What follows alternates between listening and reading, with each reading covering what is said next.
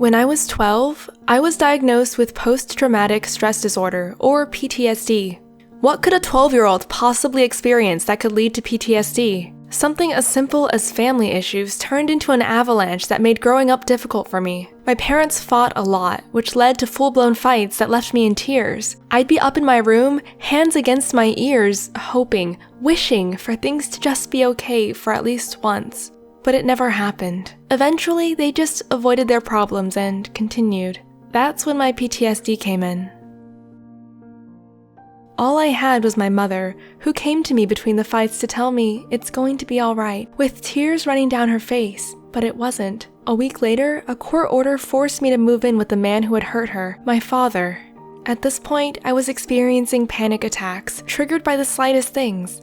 Yet my father did not care. He would yell at me at night for my anxiety attacks with his loud voice echoing through our small house. I couldn't eat, and even when I could, I wasn't fed. I knew I couldn't live like this, but what choice did I have? So I hid in my own mind while my body screamed for food, and really maybe just a little love and affection. My father screamed constantly. I even wondered if screaming was a family trait, something he could pass on to me. The nights I lived with him were the worst. Almost kind of like a nocturnal animal, my anxiety was most active at night, and I wouldn't be able to sleep as I feared my father's footsteps. My body could barely keep up with my anxiety, exhausted from too many sleepless nights and not enough food. One night, I remember laying there, half asleep, when another anxiety attack caught me by surprise. In the dark corners of my room, I saw a shadowy figure. Terrified and too scared to even move, I passed out from exhaustion. I lived this way for over 6 months. I became scared of people, and loud voices sent me into panic attacks. Even their shadows sometimes paralyzed me with fear. I eventually started starving myself, seeing how long I could last without eating. I knew it was wrong, but it was the only way I knew how to deal with the pain. Then something happened with the court order, and I was suddenly allowed to move in with my mother. For a few weeks, I regained my strength and made up for lost time with my mother. And for a while, my panic attacks seemed to disappear. But when I re-enrolled in school, I found that it never disappeared. It was just hiding.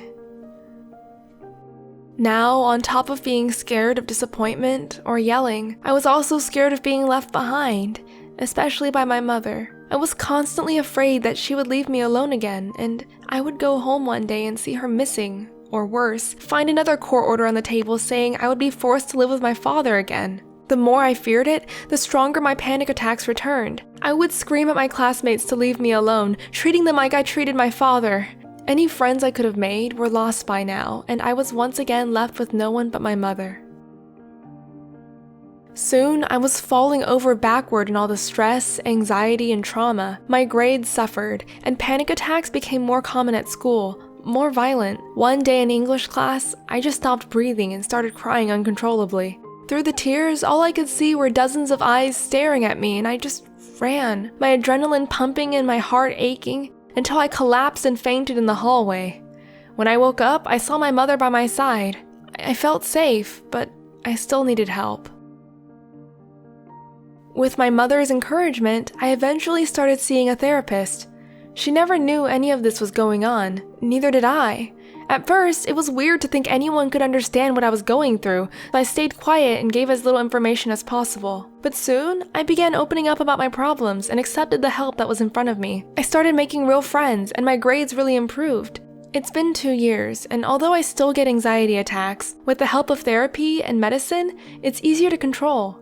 While living with anxiety and PTSD is tough, I'm still glad I have people who care about me to help me along the way.